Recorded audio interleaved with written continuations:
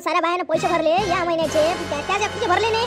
असा असा कसा चालू आहे तू या, असा कसा चालू आहे तू या. जी बाई माहित नसेल तर बोलू नये. माहित नसेल तर बोलू नये. माहित नाही सारं सारं माहित आहे म्हटलं. विचारून घे मला, सगळं माहित आहे. पैसे दिले नाही अधिक म्हणते काय काय माहित नाही तर बोलू नये. माहित आहे काय? मी अध्यक्षबाईपाशी पैसे दिले म्हटलं. अध्यक्षबाईपाशी माहित काहीच नाही. चालेल मला बोलाले.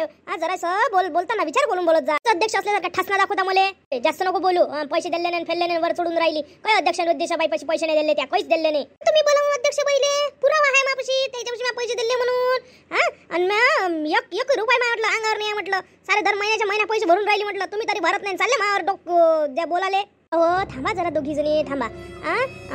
माहिती एकमेकीची माहिती नाही तुम्हाला बोलून राहिल्या. बसा उद्या बाई. बचत गटाचा सारा हिशोब अध्यक्षबाईकडे असते. तर बोलू नये. ज्याला माहिती नाही त्यानं का अंतकाला बाई बोलू नये. कायले बोलता अध्यक्षबाई पहिन ते पहिन, आपण कायले बोलावं बाई. असते ना घालून पालून बोलायच्या सवया, म्हणून अशा बोलते ह्या. अध्यक्ष कमी वाटते ह्याच मला अध्यक्ष जास्त वाटून राहिल्या. पैसे भरतो म्हटलं मी. आणि बोलत राहता काही आणि कधी भांडणावर येता. माहित नसलं ना माणसानं बोलू नये सांगून ठेवतो आत्ताच. मी आत्ता म्हटलं अध्यक्ष बाईले मी बोलावून आणतो आणि तिले म्हणतो ये म्हणून, नाही तर फोनच करतो ये म्हणून. इली बुरा हिशोब दाखव म्हणून मायवाला. नाही तुमचं लय झालं आता बोलणं. मी आता बोलावतो अध्यक्ष बाईले. राहू दे ना वाद वाढतावं. अध्यक्ष बाई बरोबर या बरं. इथं गोकर्णाबाईच्या घरापाशी हिशोबाचं बुक घेऊन या. हिशोबाचं बुक घ्यायला घेऊन आले. रमाबाई काय झालं? हे म्हणते मी पैसे नाही भरले म्हणून. या महिन्याचे तुम्ही पैसे नाही भरले ना, पैसेच नाही भरले ना तुम्ही म्हणून राहिले त्या. कशाने म्हणून आजीबाई?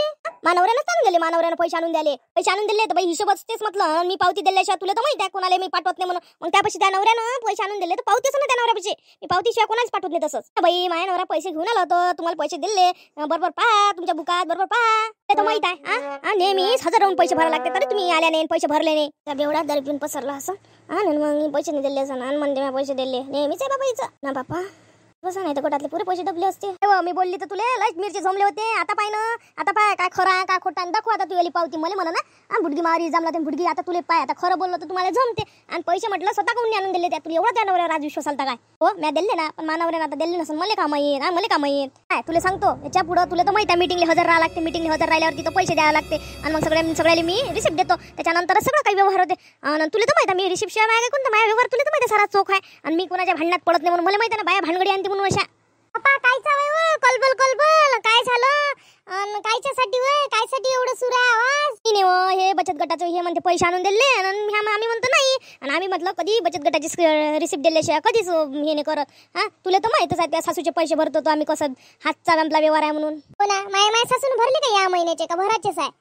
त्या सासूचा विषयच नाही हो माय. कधीच तिचा 1 रुपया नाही. गटातले पैसे उचलते तर कर्ज तर कधी उचलतच नाही. कोणी दुसऱ्याच घेते. त्याचा तर काही विषयच नाही. जेव्हा टाइम टू टाइम पैसे आहे आणि टाइम टू टाइम रिसिप्ट यायचं तर कधीच भांडण नाही येत. नेहमीच साईचं नेहमीच होऊन राहिलं हो माय. असंच होते. आणि हे म्हणते मानवऱ्याने दिले आणि मानवऱ्याने दिले. देत कधीच नाही नवऱ्यापाशी. फक्त खोटं बोलते. कधी व्याजाचं विचारून घे ना. मग काय पाहिजे व्याज भरलं का नाही भरलं म्हणून. आता सांगतो व्याजाचे पैसे कोण द्यायचे आहे. अंतकलीन द्यायचे आहे. त्याच्यानंतर राणीनं द्यायचे आहे. कौशल्याबाईनं द्यायचे आहे. सगळ्यांना व्याजाचे पैसे द्यायचे आहे. पैसे उचलाच्या वेळेस चांगलं वाटते तुम्हाला. गटाचं कर्ज पाहिजे 10 वेळ चक्रा मारता. पैसे घेताना भलं गोड गोड लागते तुम्हाला. पैसे भरताना काऊन नेट लागते हो तुम्हाला. व्याज द्यायच्या जीवार येते. पण जसं कर्ज घेताना आनंद वाटते तसं पैसे भरताना आनंदच ठेवायला पाहिजे ना. आम्ही तर भरतो बापा. आम्ही तर म्हटलं एक मावली किस्त चुकत नाही. मी बेसिकवाल्याला म्हटलं एक दिवस थांबत नाही. म्हटलं माणूस म्हटलं कोणाचे उसने करून पासने करून पहिले बेसिक चेन माझ्या गटाचे पैसे भरते मी माणूस. काय भरत नाही काय? आम्ही भरतो ना. पण असं झालं म्हणजे काय करतो. कोणी मान्य करत नाही. म्हटलं पैसे दिले तरी मान्य करत नाही. ते म्हणणं असं आहे काय म्या दाबले बातूवाले पैसे म्या दाबले का पैसे असं म्हणणं आहे काय? मी मायाला असं म्हटलं धंदाच नाही आहे म्हटलं. कोणाचा पैसा घ्यायचा माया काय भलं होऊन राहिलं का 10 रुपयानं दुसऱ्याच्या पैसे घेऊ 200-400 रुपयानं का बिल्डिंग बनणार आहे काय? अशी बोलून राहिली बिचारे. हो ना बाई एकदा तुम्हाला सांगतो ना या पुरा गट बसला म्हटलं असा. यकीनं घेतलं कर्ज चांगलं घर गिर बांधून घेतलं. आणि म्हणे म्या पैसे भरले. शेवटी म्हटलं त्या गटातून निघून जायला लागलं. म्हटलं साऱ्या बाईल यकीने पैसे भरले नाही. मग घेतले वाटून आले. मग 1000 रुपये. मग तिचे पैसे भरायला लागले ना स्वतःच्या गुड्यातून.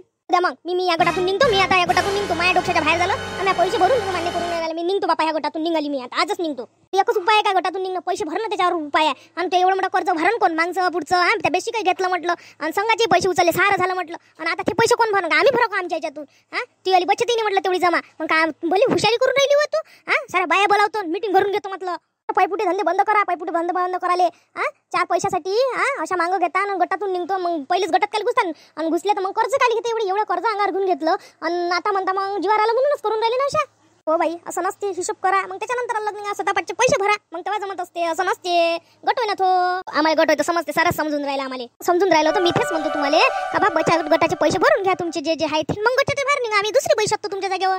मग माझ्या आता एवढे पैसे नाही निघत नाही. हे आता तुमचे जे चालू आहे ते पैसे भरून देतो. मग पुरे भरणं झाले का मी गटातूनच निघतो. मी ह्या डोक्याचा कावच नाही ठेवत माझ्या मागं. नेहमीच गटातून निघतो. पैसे भरणं झाले का अधिक कर झालं का अधिक गटात तयारच आहे. तू नेहमीच तर म्हणतं मी गटातून निघतो आणि मग कर झालं का लगेच तर कर्ज उचलतो गटात राहतोय म्हणतं ना. अशी म्हणतात तू अशी कोण करतो तुला झटके आल्यासारखी. म्हणून अशा बोलता मला एकटीलाच बोलता. माझ्या एकटीचा तुम्ही राग करता म्हणून अशा बोलता. अशा म्हणून बोलता. रागच करता तुम्ही. मला तो समजला आता राग करता तुम्ही.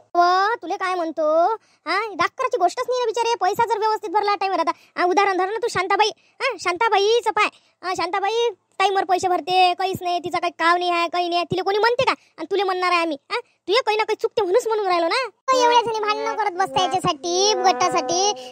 आता पुरा म्हटलं 5 वर्ष होऊनच राहिले गटाले, तर पुरे सारे जण पैसे भरून घ्या, गट तोडून टाका.